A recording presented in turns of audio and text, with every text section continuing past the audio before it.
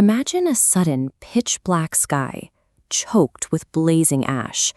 The ground beneath you violently shakes. People are frantically running for their lives.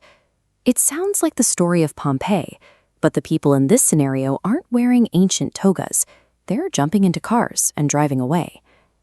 Before 1995, the British overseas territory of Montserrat was a serene Caribbean paradise. About 15,000 people lived here, spending their days boating and soaking up the tropical sun. The island's capital city, Plymouth, sat directly in the shadow of the Soufrière Hills volcano. The locals didn't lose sleep over living next to a massive volcano, mostly because it hadn't erupted since the 17th century. For 300 years, life here was completely peaceful. That streak of peace snapped in 1995. The ground began to constantly shake, with months of seismic activity serving as nature's heavy warning alarm. Then, in 1996, the first explosion occurred. Thick ash clouds darkened the skies. While no one was hurt in this initial blast, the event changed the atmosphere on the island forever.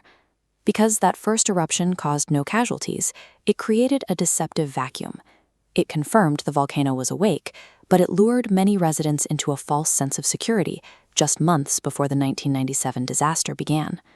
The catastrophe struck in June of 1997. High up at an altitude of 3,000 feet, the Soufrière Hills volcano unleashed its boiling innards, sending thick ash clouds and giant rocks tumbling down these steep mountain slopes. When we think of eruptions, we usually imagine a slow, glowing river of lava, but the threat that destroyed Plymouth was different.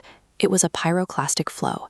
A pyroclastic flow is a dense, incandescent mass of volcanic ash, lava fragments, and scorchingly hot gases. Unlike a rising plume of ash, this mixture is too heavy to float. It hugs the ground as it moves. Because of its density and the steep incline, this flow practically flew down the mountain at 62 miles per hour, destroying every building, street, and road in its path.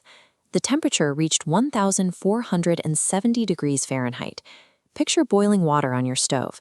Then consider that this avalanche of debris was nearly 7 times hotter. For those who stayed behind, survival was impossible. There was no way to outrun or withstand the combination of extreme heat and velocity. A desperate mass evacuation followed. Half of the island's population fled to the northern territories, while others packed whatever they could carry and left the country entirely. The specific physics of a pyroclastic flow, its speed and heat, rendered all modern survival tactics useless. In a single afternoon, the capital city was erased.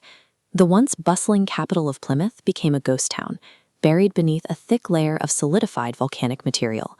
Today, the visual is eerie. Modern buildings, church spires, and this yellow clock tower stick straight out of the hardened rock. It looks as if the city simply sank into the earth. The eruption rewrote the island's map. It physically split Montserrat into 2 worlds, a safe sanctuary in the north and a forbidden wasteland in the south. The southern half is now a restricted exclusion area. Authorities divided it into sectors, with Zone V being the most hazardous. It remains strictly illegal for the public to enter. Despite this, 4,500 people have returned to Montserrat.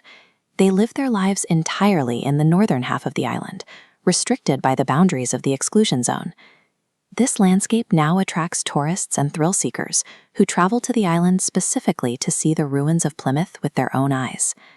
Today, Montserrat is a place where a modern capital remains frozen in time.